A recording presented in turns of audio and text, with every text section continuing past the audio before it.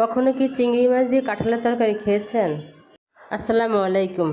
আজকে আমি আপনাদের সাথে শেয়ার করতে যাচ্ছি চিংড়ি মাছ দিয়ে কাঁঠালের একটি দুর্দান্ত স্বাদের রেসিপি। তো আমি প্রথমে একটু তেল মেখে কাঁঠালটা কেটে নিলাম। দেখতে পাচ্ছেন অনেকগুলো কষ বের হচ্ছে কাঁঠাল থেকে। এই কষগুলো আমি একটা পেপারের সাহায্যে মুছে নিচ্ছি। ভালো করে মুছে নিতে হবে, না হলে হাতে লেগে যেতে পারে। যেহেতু তেল মেখে নিয়েছি সেহেতু হাতে কষ লাগার কোনো ভয় নেই। তো এখন আমি কাঁঠালটা সুন্দর করে কেটে নিচ্ছি। একটু সাইজগুলো বড় বড় করে নিচ্ছি, কারণ আমি সবগুলো কাঁঠাল রান্না করব না, কিছুটা ফ্রিজে রেখে দিব। কেটে নেওয়ার পরও কিছু কষ ছিল, ওটা আমি পেপারের মাধ্যমে মুছে নিয়েছি। বটিটা একটু আগুনের আঁচে ধরে পরিষ্কার করে নিয়েছি একটা কাপড়ের মাধ্যমে। এখন আমি তরকারিগুলো আরেকটু ছোট করে কেটে নিয়েছি। এখানে আমি কিছু চিংড়ি মাছ নিয়েছি। এখন আমি রান্নাটা শুরু করতে যাচ্ছি। তো প্রথমে আমি কড়াইতে একটু তেল দিয়ে দিলাম। তেলের মধ্যে চিংড়ি মাছগুলো সম্পূর্ণ দিয়ে দিলাম। চিংড়ি মাছগুলো একটু ভেজে নিতে হবে।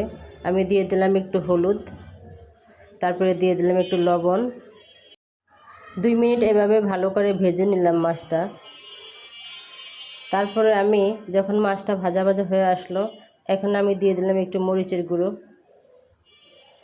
তো মরিচের গুঁড়োটা দিয়ে আবার একটু নেড়ে চেড়ে নিলাম। এখন আমি মাছগুলো তুলে নিচ্ছি। সম্পূর্ণ মাছগুলো তুলে নেওয়া শেষ। চিংড়ি মাছটা ভেজে নেওয়ার পর যে তেলটা ছিল তার মধ্যে আমি কাঁঠালগুলো ঢেলে দিলাম। এখন একটু নেড়ে চেড়ে নিচ্ছি, একটু ভালো করে নেড়ে চেড়ে নিচ্ছি। তারপর আমি দিয়ে দিলাম লবণ। এখন দিয়ে দিলাম হলুদের গুঁড়ো। তারপরে দিয়ে দিলাম পেঁয়াজ বাটা, রসুন বাটা, মরিচের গুঁড়ো। তারপর আবার একটু নেড়ে চেড়ে নিলাম। একটু ভালো করে মিশিয়ে নিতে হবে। এখন পানি ব্যবহার করব না। ভালো করে একটু নেড়ে চেড়ে মিশিয়ে নিলাম। এখন আমি একটা ঢাকনার সাহায্যে ঢেকে দেব। কিছুক্ষণ ঢেকে দেওয়ার পর আমি ঢাকনাটা তুলে নিলাম। ঢাকনাটা তুলে আবার একটু নেড়ে চেড়ে দিলাম। এখন আমি ঝোল দিয়ে দেব। একবারে ঝোলটা দিতে হবে। পরিমাপ মতো ঝোলটা দিয়ে দিলাম, আর ঝোল লাগবে না। কিছু সময় এভাবে কষানোর পর এখন আমি দিয়ে দিব চিংড়ি মাছগুলো। চিংড়ি মাছগুলো আমি এখানে ছড়িয়ে দিয়েছি সুন্দর করে। তারপর আবার একটু ভালো করে নেড়ে চেড়ে নিলাম। রান্নার মাঝেই বলে নিচ্ছি, লাইক, কমেন্ট, শেয়ার এবং সাবস্ক্রাইব করতে কিন্তু ভুলবেন না। আপনার একটি লাইকের মাধ্যমে আমার রেসিপি দেওয়ার আগ্রহটা আরও বেড়ে যাবে।